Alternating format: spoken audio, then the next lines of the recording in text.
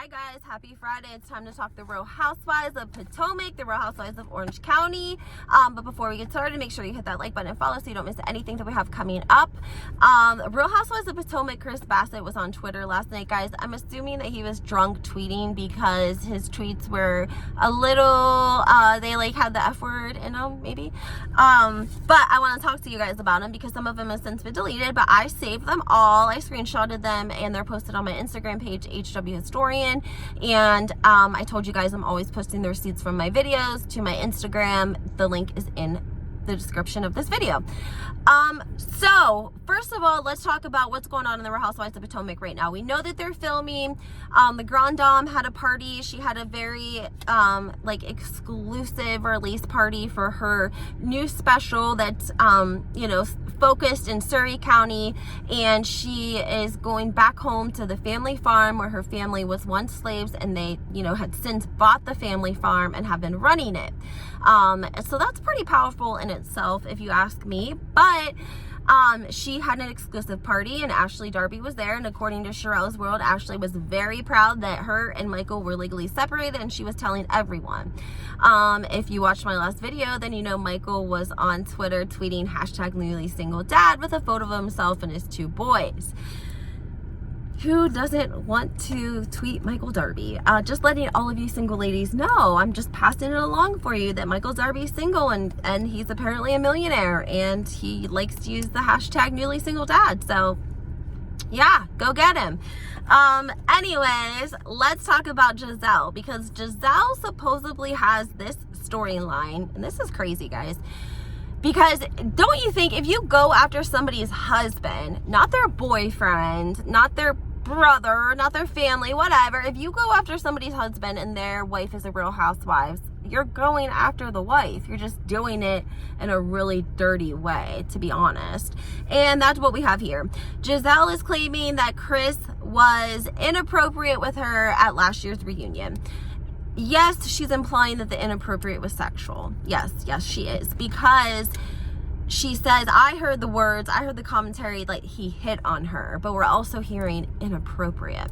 So we're going to be seeing that on this season. But Chris Basset was tweeting, his first tweet was like talking about how y'all ain't ready. People are in my business and I'm not going to let people lie on me. Then he like makes a joke, somebody makes a joke about Candace, and it's like, you know, a meme of her, and they say like, what's your wife gonna do about it? You know, is she gonna fight? And he was like, in capital letters, like, listen here, you little piece of shit. Like, it was wild. And what's crazy, guys, is that, oh, he said he's like a son-in-law that lives off his mother-in-law, that I don't even know. It was just, he was drunk. He had to have been drunk. He had to have been drunk. And you know, I mean, I understand, like, it sucks that he's like, every season he's like getting trashed, and like people don't want to believe that he, you know, I'm just saying that it's like obvious that you're not like a super wealthy husband. Like, it's not an insult, it's just that's the case. Like, usually if we, you know, it's just not typical of what we see in a housewife. We usually see the husband has like a really good job, and in this case we don't see that, and they're married, you know. And I'm bringing this point up because there was a blind item that just came out. I also posted that on my Instagram page, and it's referencing Gina from the Real Housewives of OC, and the blind item is saying that her boyfriend is not working. He hasn't been working, that he watches the kids for her while she films. That's like, you know, his contribution, and that he's like battling this divorce, but he's like way behind on child support, and like not even paying child support now.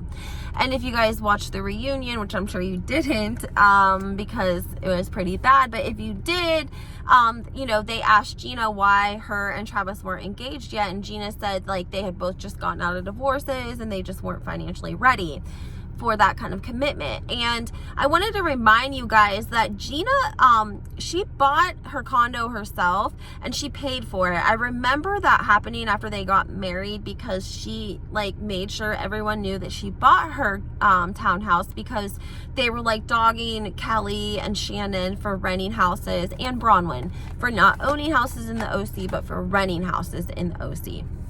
And so she owned her townhouse and he came there and lived with her, and they moved his little girls in with her girls and the boys in with, you know, her boys, and that's how they did it. But what people don't realize is that his kids aren't there that often, so it's not really a like you know, these kids aren't all squished together in these rooms, because his kids are with their mom and they have a home there. So I don't think they're with Gina and Travis that much. And if he's not paying child support, then of course I'm sure his ex, or soon to be ex-wife, probably isn't giving him visitations. It says he's definitely behind on his child support. I want to know what you guys think. Go ahead and hit that like button. It really helps my videos, and make sure you follow. But I really want to know what you guys think about this whole Chris Basset, Real Housewives of Potomac storyline that's supposedly going to be what we're going to see next season. Well, you know, they're filming what's going to be coming up. Also, I want to let you guys, I learned something else about when Sherelle did this video. She let us know that the Grand Dame her show is a special. So it's like a 3-part, 4-part, whatever part it is, it's a special, okay? Because people were trying to knock its ratings.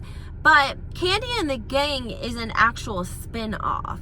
So there's a difference between like a 3-part special and an actual spin-off. So I think they expect higher numbers for a spin-off, because they're giving you a whole spin-off. Now, I saw Candy being interviewed, and she said that people were really like lying about the numbers, and she said they were not terrible. Like, they were above her last spin-off that didn't do that bad. Now, I'm watching Candy and the Gang. I didn't think I would like it. I watched the first couple of episodes, and I got a little bit of joy out of it.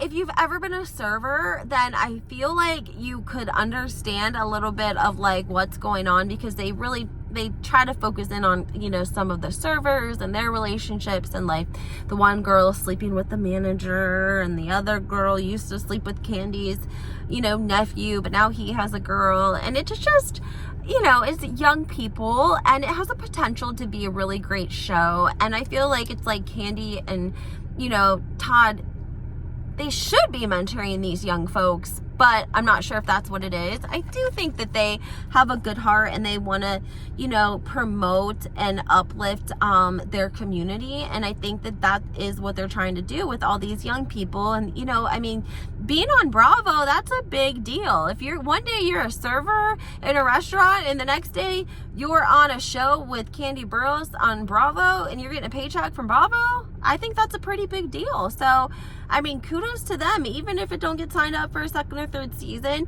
it still was heartfelt. It still felt genuine. You get to see Candy's, you know, older mom and her sisters, and how they like relate. And I loved that, actually, because I missed my grandma, and I loved how like Candy's nephews, they like really build their grandma up. It's really sweet, and they are funny, and they like all there was like this pie contest out of who could best, you know, bake the best dessert. And so like all the grandsons lied and chose their grandma so that she would win. And it was just really cute and really sweet. And I like the show. I do. And I think that Karen's show is going to be well too. I just, you know, you can't expect, I don't know, Portia's Family Matters was definitely a whole different feeling than what we're getting from these other shows. And maybe Bravo's doing that on purpose. Maybe they're going to look at what Portia did, and then look at these, you know, family shows like the Grand Dames, and see, you know, which one does better, and which one has, you know, like a higher radius for viewers that's gonna get ratings, and maybe that'll be who comes back. So we're always surprised. Bravo always keeps us on our toes, guys. That's one great thing about Bravo, is you never know what to expect with these housewives. So I have something else coming for you guys that's pretty exciting. It's about the Real Housewives of New Jersey. I've been working with a pretty famous YouTuber, Sherelle's World. I love her and respect her, and her team are so amazing. They work so hard at getting to the bottom, digging, and making sure that they're reporting the truth, which is what I love and respect about her. So it was actually an honor to work with her, and I was on her live today. I hope you caught it. If you didn't, you should, because there was a lot going on in New Jersey, and she reveals the mole. Yes, she reveals the mole on who was feeding the bloggers the information about Louis. She revealed it. Yep, and I was on the show talking about it because I helped on the investigation. So I'm going to give you guys a whole video from start to finish about how I got in contact with her and how we were working on this project and what a great experience it was. But also I'm going to include all the Jersey tea that we have about the Vanessas and about you know, there's 2 Vanessas. I've talked to you guys about this before, but if you forgot, you know, I told you that Dolores' ex David is dating Louis' ex Vanessa 2.0. I told you guys that before, and Sherelle's gonna confirm that in her video. She already did. And then we're gonna talk about who the mole is, and you guys aren't gonna believe it. You aren't gonna believe it. So all the people that were hating on me in a couple of posts ago, I hope you're gonna be sending me love when you find out who this mole is. So have a great weekend, guys. I'm gonna get that video up shortly, and make sure you comment and let me know what you think.